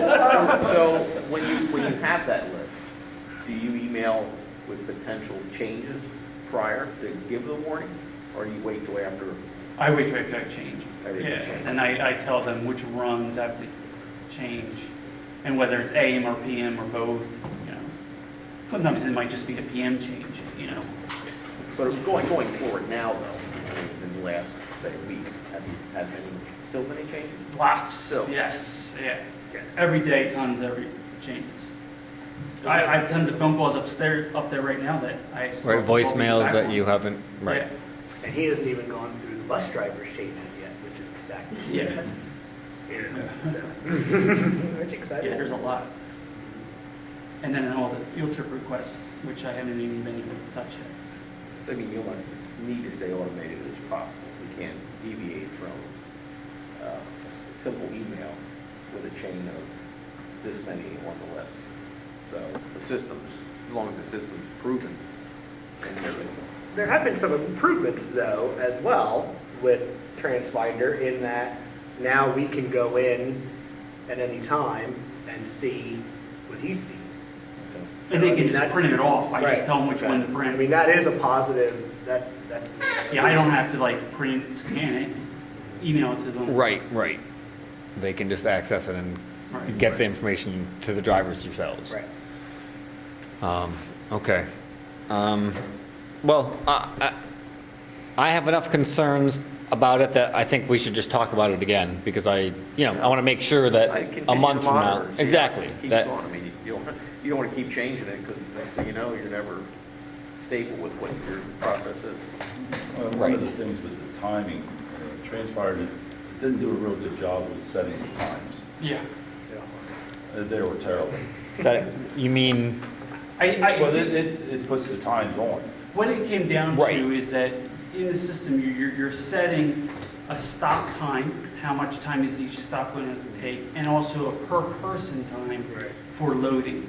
And so, right. in a perfect world, we didn't know exactly how many seconds does it take for Of each course you student and so we have to tweak that to try to match those times, the real times. That's Right. what we have to do. Right. Yeah, we probably have to speed it up, less time per student or something. Right. So, Through a month here, and Yeah. the drivers will have real times. Mhm. They have them now. So those reports that you emailed, when we look at the stop times, how accurate are they? There are the stop times that are in the system, but they're probably a little bit off, which we're going to have to adjust some of them because the times were running a little bit faster than. the actual times are Actual- earlier Earlier. than. So the drivers are bringing back real time that you can input. Yeah, and the other part too is like, Yeah. what's the average speed? So that affects it too. Yeah, so, because like when we go to like 1.422, I can bump that up to say 40 or whatever, but then we're using, the default system is like 25 for a lot of the other roads, so we can adjust it too for that. We're all up to play with those spreadsheets and say, if they're not accurate. Yeah. Well, yeah. Your next talking point might. Exactly. Yeah, okay. Yeah, so that, like I said, that is a good segue into this, right? What you're saying is that the times based on the spreadsheet on the output that you delivered to the board at my request, right, may not mirror real time exactly because there were some assumptions baked into the times in TransFinder that might not be accurate, which involve how long it takes to load X number of kids and how long the buses actually stop at a given stop and how fast they can go Yeah. and so forth. How long will a fifth grader take to board the bus? You know, Right. we have to put it down by grade, how many seconds. Literally. Yeah, so like a kindergarten kid, we put it takes longer, you know, for them to Right. board. So, but we have to then look to see what is actual. Right. And then adjust that in the system. And remember, that changes as the year goes forward, because as the kindergarten kids get more comfortable getting on. Of course, the bus, they take the get bus faster time and to everything get gets on the faster. bus. Same Yep. reason you have. Right, in middle school, they take forever. How many will fit in 39 inches? Seat space. Okay, so did you guys have a chance to look at the data very much? I mean, Jeff, I'm not sure. I mean, you certainly weren't here for any meetings that I ran prior to now, and that's not your That fault. last one was. Not with actual driving times, right? Like, Oh, I'm sorry. there had been, I would say it was a guideline, right? We don't have a policy that says We were bus trying runs to shouldn't keep exceed 45 50 minutes. And we understand that based on certain house locations, there might not be, right, like we talked about the Geigertown stuff, right? Like, there are some people who live so far from the school to which they're being driven that there isn't going to be any way to do it. But to the extent that we can, we would like to keep the bus runs at 45 minutes or less. And we know full well that there are going to be some locations that are going to exceed that because there's no way to get a kid from who basically should be going to Twin Valley, right, to the middle school quickly. There isn't any way to do it. And we were excluding the private school kids. And we're excluding the private school kids, which you and I talked about briefly yesterday, which is just for the edification of those of the rest of you at this table, and Jim and I had this conversation last night too.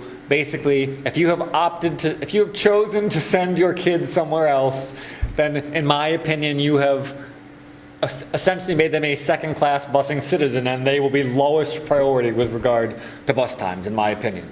The exception to that being kids who are being taken places because they have IEPs that require services that we can't handle. That's a different situation. But the kid, if you've chosen to send your kid to the Hill School or to Wincroft, too bad. Come send a limo up here. Right. Yeah, I just don't. Like I said, if we get everything else worked out and then we have time to get around to that stuff, we'll get to it. But in my opinion, they're going to, that's in my opinion, that's how it should be. So, so there are, I think, there's 3,800 kids or something like that, right, on the rosters. There might be like 300 records that I saw that were 45 minutes or higher, and I actually didn't object to 45 minutes or higher if the total wasn't over 90 minutes, I didn't object. So if a run is 57 minutes in one direction, but for some reason it's only 23 minutes in the other direction because of you get dropped off first one way, you know what I mean, like you're last in one direction but first in the other direction, then I can live with one direction being over the 45 minutes if it's offset. The problems, in my opinion, are the people who are 90 minutes or greater. I found like maybe like 200, and a lot of them are on the same buses, like the one Geigertown bus where I think there's like 12 kids who are an hour and 15 minutes each way or longer because... That's a long bus no matter what, yeah. Right. So my only concern, we're going to need to do more review about whether and take it to the full board, whether we think there should be any changes. My only, there are a few kids who clearly are on the bus. Based on the times that are in your spreadsheet, which we've just discussed the fact that they might not be perfectly accurate, right? There is a girl, an 8th grade girl, who her bus, it's 78 minutes in the morning and 94 minutes on the way home. What bus? I think it's 28. It's got the Geigertown. Geigertown. Right, of course. And once again, I'm sure she lives, literally she's the furthest person from the middle school. And it's Somewhere in the, and it's a mixed run, Sure. right? So it's got middle school and high school. It picks up those kids, goes to the high school first, and then goes to middle school. So it's through French Creek and everything else. It's Yeah. literally worst case, so we might need to like I said, I'm just saying, we'll evaluate it as a board and figure out whether we think it's appropriate, and we're not blaming you. I want to make that very clear. I'm not, Jeff, none of this I think is your fault. But if we make the decision to, like, maybe there's a way to split the middle school and high school with it, like to go back to one double run, and there's a way to split them in such a way that at least it takes off some time because it's not going to both schools and picking up both sets of kids or something. Like there might be a way Maybe we to can offer rejigger her- things. Should we offer her a work study in bus driving? Exactly. We'll pay you to drive the bus. I started driving bus when I was 18. Why not? All Well, reports, she's an 8th grader, so that's a problem. Oh, is that a problem? well, all of these reports aside, how many calls are we receiving after 10 days in? Right, Regarding- about parents saying my kids are on the bus too long. You're going to have a couple of them usually, but most of it's more, the bus, came early and I missed it, and Right, whatever, But all are that, they oh, we complaining changed my about stop. 45 minutes, 50 minutes, an Right. hour? There's not many complaints for that right now. I guess I Good. don't care what the report says. I was gonna say, and knock on wood, so here we are into the third week, and I have not gotten one complaint. And I don't know when in the last couple of years that's happened. We already ran the scenario, the problem we had last year, kid fell asleep on the bus. The system worked, everything worked. I haven't received one Right. phone call, I haven't seen one comment that I- on social media about complaining about it, and I'm. Right, I quite got honestly, I'm them- astonished, and I think it's, entirely, to your credit. Right, and I agree with that. And I appreciate, and I meant to send an email, and I will do it just so that you guys can disseminate it, but I should have echoed what Jim said at the board meeting. We know, some of us know, just how much extra effort you guys put in helping Jeff get things ready before,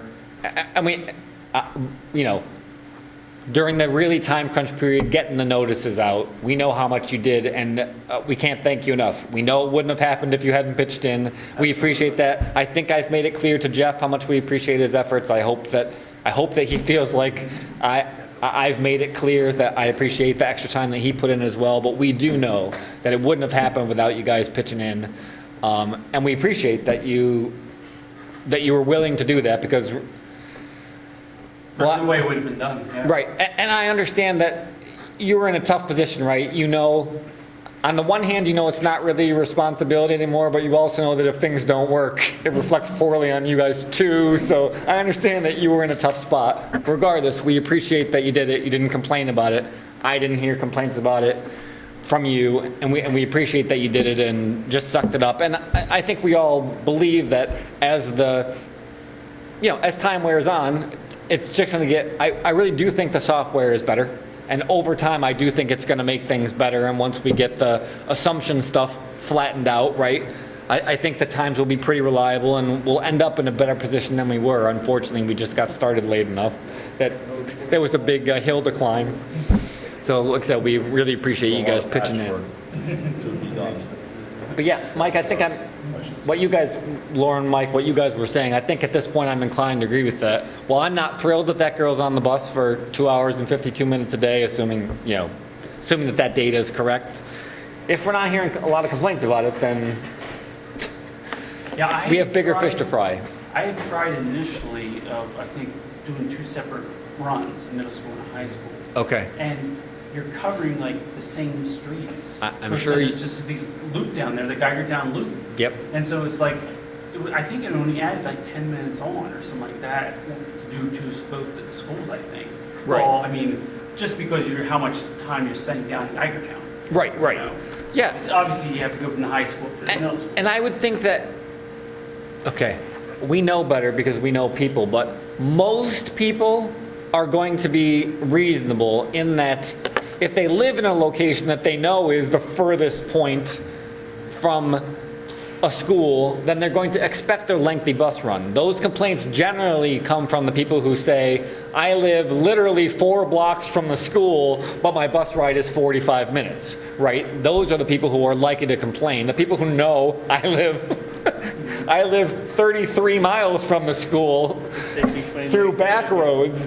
They're not that likely, I think, to make us think about it, right? It's the people who say, I literally live 4 blocks from a school, but it takes 45 minutes for my kid to get there. Those are the ones I think we're going to hear from. So to some extent, like that bus, I think we're not likely to get a lot of complaints on that bus because those people know we live a long way from there. There's probably not a lot of room to grow, where, you know, a lot of room to improve, whereas somebody who can drive to school in 2 minutes is thinking, why does it take so long for us to get there? I mean, Yeah, you also look at have the average, drivers. the average was like 30, Yeah, 30 minutes going and 27 minutes coming Yeah, back, the averages something are like that. good. The averages are good. Yeah. And that's with some outliers that are less than. You have 4 minutes, 5 minutes. Exactly, exactly. Great to have that, right? And if hence the board wants us to split it, Yeah. I can do it. We can add another minibus and then we can split it. We'll just need to talk further about it. Like I said, at this point, I'm inclined, if we're not getting a lot of complaints about it, I'm inclined to just let it go until. Because you want to see what the real times are. Right. And then That- when you have that information with, like, all right, are we putting 3 middle school kids in a seat? Because then you have the other half of that Exactly. discussion. Well, that's the other thing. You just, and once again, I didn't ask this for this from you until later, but we just got the I made enough copies if you. the capacity. You know,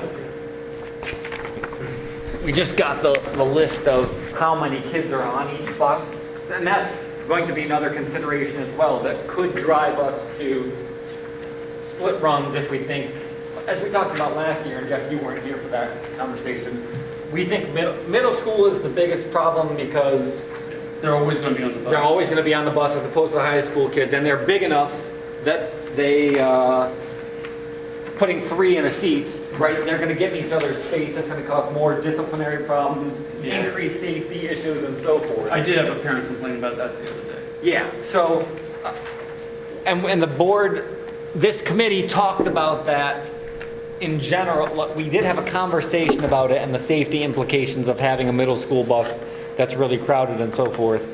So we'll need to look that over and just see whether, you know, we're uncomfortable with What's the capacity for the buses? 72. 72. Is it different for elementary school versus middle school? No. high school? It's not. 72. It's 72.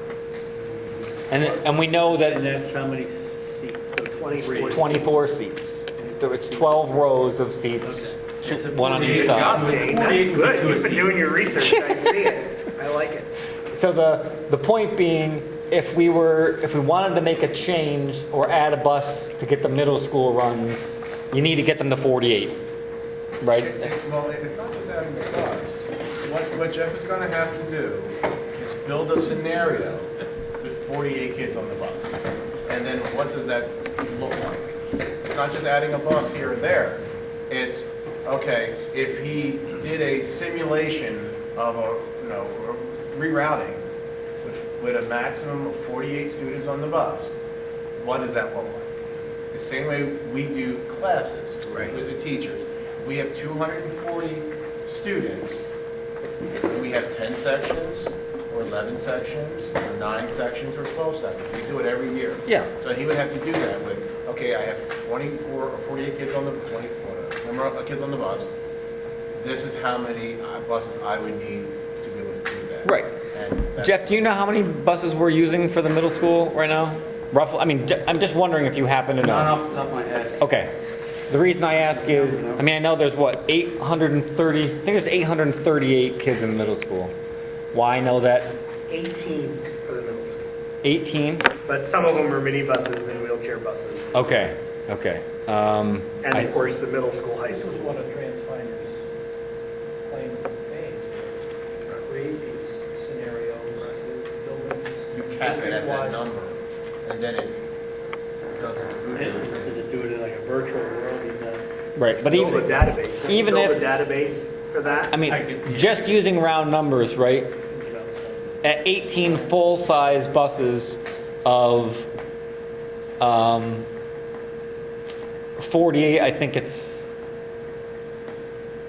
864, is that right? I think it's 864, 18 full-size buses at 48 apiece, if we cap them at 48. I think you can only get 864 kids there, and we clearly don't. I mean, I think we have 838 kids there, and they're not all full-size buses. So it would require more buses, my point is. But as like Jim said, but we could model it and see how many buses it would take and whether it's worth the extra expense to do it for the safety precautions, right? I mean, well, for the discipline referrals and the safety precautions, because I do think, particularly at that age, I also, as we have discussed, Jeff, you weren't here, but once again, we talked about the fact that demographic tends to be more body conscious than any other age group. So I also think they're less likely to be willing to pack into seats together because you got boys and girls at a certain age. You know what I mean? So I think These are just the kids that are assigned to a bus. So if their parents drop them off, they're still assigned to a bus. Right. That's correct. So we could think we have a problem, but you could have 5 families or 10 families that take their kids that would be on that bus. And it's That's really correct. not overcrowded. That's correct. Although, I mean, we could ask Jenny It to doesn't monitor. really happen at the middle school. Exactly. That's been my understanding We too. do is have that that- at the elementary schools and at the High high school. school, depending on what community they come from and if a lot of the parents drive and if it's cool to, do that. Or kids have licenses. Right. Right, At the they drive middle themselves, school, sure. They pretty much all ride. They really do. That's been my understanding as well, that the utilization rate relative to what's rostered is far and away the highest at the middle school. So, like I said, I'm not saying that we need to make a change there. I'm simply saying there certainly is an argument for that. I mean, I would be fine if you wanted to add a couple buses and I could move things. Yeah. So, like I said, we'll need to have a discussion about it, and When it comes to his other work, it's, with getting all the bus, the changes Oh, yeah. of the bus driver, I mean, where does that fall in his priority? oh yeah, no, I think that would, you get all the bus changes so we can see what the real times are. Then have him work on the extracurricular bus runs that he needs Yep. to do to get them Yep. squared away, because a lot of that's going to be happening Agreed. in earnest. agreed. Yeah, so it's not like we're going to be asking you to do it soon, but because you clearly have enough other stuff on your plate. I guess that's the one other thing I would like to discuss. That's not on the agenda. And I have made this clear to several people. I have some concerns about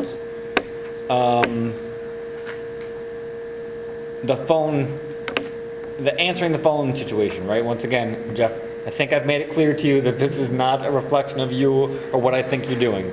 But I'm concerned. I understand that the principals need to reach Jeff during the run times. I understand that you guys need to reach Jeff during the run times. And there are going to be parents occasionally who have issues calling saying, the bus just stopped at my house, my kid didn't get off, can you please tell me where my kid is? In my opinion, from a PR perspective, we need to have adequate phone coverage to make sure that all of those calls can get handled in a timely manner so that we don't end up with parents who, for an hour, didn't know where their kid, or more, didn't know where their kids were if the ball gets dropped or, whatever the case might be. It's clear to me that you're busy enough that you can't field all those calls yourself. And do you guys agree with that? Well, I was concerned, when we moved this in-house, that obviously they had a superior staff. Yeah, They could man the phones. you guys were much better equipped to handle that overflow than, We do not have the staff. We did a little bit, just a little bit. There was always someone to fill. But if Ron was on the phone, we could pick it up. right. So I would just like to be in a situation, yeah, Lauren. I will just say that with the retirement that you acted upon last night, Yes, with the new hire as we interview candidates for that position, yes. they are being told very clearly that their workday will start at 6:30 a.m. It's a combination of payables clerk / backup transportation, so that position will always be here at 6:30 in the morning. Okay. Transportation director position position will be on the other end of the day, with flexibility, obviously, but Kathleen, if she were here, will tell you that she is structuring her staff with this new hire so that there's coverage at 6:30 in the morning for transportation answering calls. Okay. The cell phone is a transportation cell phone that, for the administrators at this point, so that they have a direct link with his position, whoever's sitting in the chair, so that there's none of this calling the landline and getting transportation and somebody's on the phone. They can then text if they need to. So we are trying to schedule. Right. Because they obviously had a slick program going with, if Ron wasn't there, somebody else answered the phone within the organization over there. But that's our intent as we Right. fill this new position, to have coverage from 6:30. What we're telling them is there will be coverage as long as buses are running. Now, obviously, we've got activity runs after. Yeah. There's going to be cell phone and whatnot. Right. But this office will Okay. be manned. I appreciate that. I mean, but I just want to make sure that you guys agree with me, right? I'm not overreacting to this. I think that you can, and I said it to you guys earlier today, right? I think you can head off a lot of anger if it's Even if you don't have, even if the person that answers the phone doesn't have the answer. exactly. At least you talk to a real person and then you And feel if they- better than just leaving a voicemail. Exactly. I just feel like we need to be equipped to field all those calls from parents who might end up being disgruntled parents, who I think would feel better if they spoke to an actual person who said, I don't know, but let me make a call and I'll get back to you as quickly as I can. And And your phone system is really, it's voice over IP, very flexible, could be programmed to put hunt groups, so it goes from, starts with Jeff first, and if he doesn't answer, it goes to this person. If they don't answer, it just keeps going until somebody answers. We programmed Hubble today, so 6:30. Program Hubble? Yeah. Call- Yeah. I don't start that early. And yeah, I mean, like I said, so I just want to make sure that you guys are in agreement with me, right? That We're heading in the right direction. I think it's important. I think it's, and like I said, I don't want to put the onus on you, and that's not my point. But I think, yeah, in the rare cases where stuff like that goes wrong, right? I think it buys a lot of goodwill if people feel like you're there and you're responsive and you're doing the best you can, and then if you can get an answer back to people in 5 minutes, they're not wondering if their kid's been unaccounted for a long period of time, right? So, I keep saying on the website we should have a complaint phone number and be John's cell phone. Oh, yeah, right. Exactly. John won't be answering, throw it in the lake. We have had cell phones run over with buses. right back to you. Exactly. If this number rings me, just dial them back. We have had calls on Klein's business line for Daniel Boone transportation concerns, and it's very nice being said, oh, you need to speak with Jeff Belford, his number is, it's a nice feeling. Once the students get the chips, Right, we know exactly where they are. All right. Anybody else have anything to talk about today? All right, well, I appreciate you all coming. I'm sorry that I kept you all this long, but I figured there might be a decent amount to talk about today. There's a few things here clearly that we need to keep monitoring. The phone coverage is one of them, so we'll see what we can do. John, if you could try to make a note to yourself to bring back the feedback Will from do. the... That's part of the reason why I set it up that way, because I wanted the information from us. That's great. That's great. And like I said, I appreciate you all coming out, and I appreciate everything you guys have done and everything that you've done. And if there's,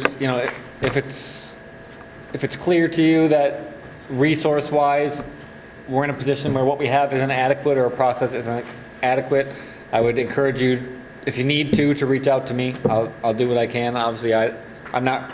Ultimately, I don't, by myself, I don't have any power, but I am willing to make calls and, do what I can if it's clear that there's something that we aren't doing that we need to be doing. So, anyways, once again, I think you all have my contact info. I think you all know how to reach me. But if you need to, I'm happy to get in charge with, to have conversations with whoever about what we think needs to be done. Just one last thing that I have to say is I think that investigating a clear transportation policy is something that the board should look at, because It's Just on my in other list. districts that I've been to, it's like the Bible. We don't know what to do. This is a situation we've never come to. We look, oh, look, there it is. And having a policy document rather than one person deciding what to do in the moment is. I could not agree more, and it's on my list of takeaways. That should be an administrative guideline. You know, could be a board policy, but it really should be more along the lines of an administrative guideline. Okay. All right. Okay. Well, once again, thanks everyone. I really appreciate it.